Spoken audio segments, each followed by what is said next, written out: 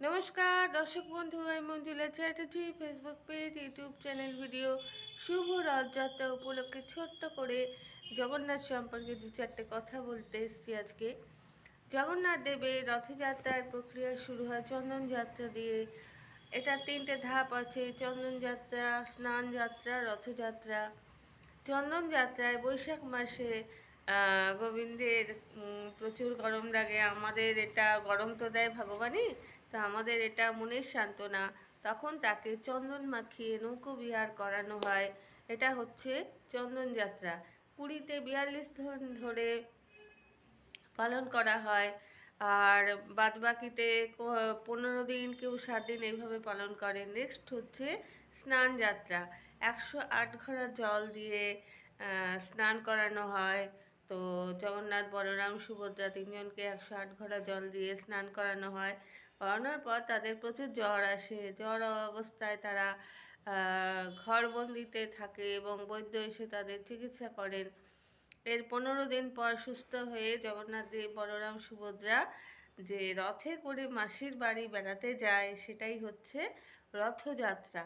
এর মধ্যে আবার কি হয়, যখন 7 দিন হয়ে যাচ্ছে, লক্ষ্মীর কাছে নারায়ণের প্রতিশ্রুতি দিয়ে সে লক্ষ্মী দেবীর কাছে ফিরে যাবেন, কিন্তু মাসির বাড়িতে খুব ভালো মন্দ খাওয়া দাওয়া হচ্ছে। এদিকে লক্ষ্মী দেবী ভাবছেন যে নারায়ণ দেব হয়তো পরকীয়ায় ব্যস্ত। এটা লক্ষ্মী দেবীর ভালোবাসার কারণে মনে হচ্ছে। তখন লক্ষ্মী দেবী আসেন মাসির বাড়ি।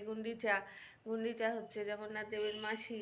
তো সেই অবস্থাতে কী করে, জগন্নাথ দেব দরজা বন্ধ করে দেয় মন্দিরের, আর ভালো মন্দ খাওয়ার জন্য সেখানে থাকে।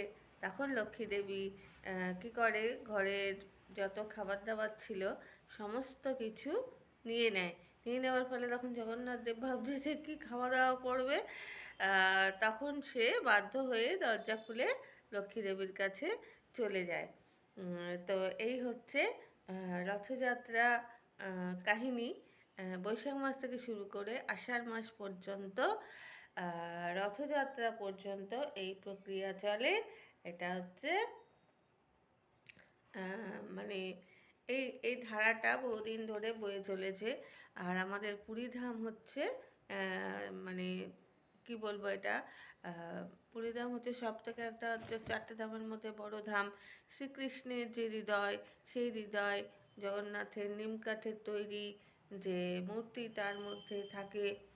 তো আমার সৌভাগ্য হয়েছে এবছর আমি প্রচুর জগন্নাথের ফটো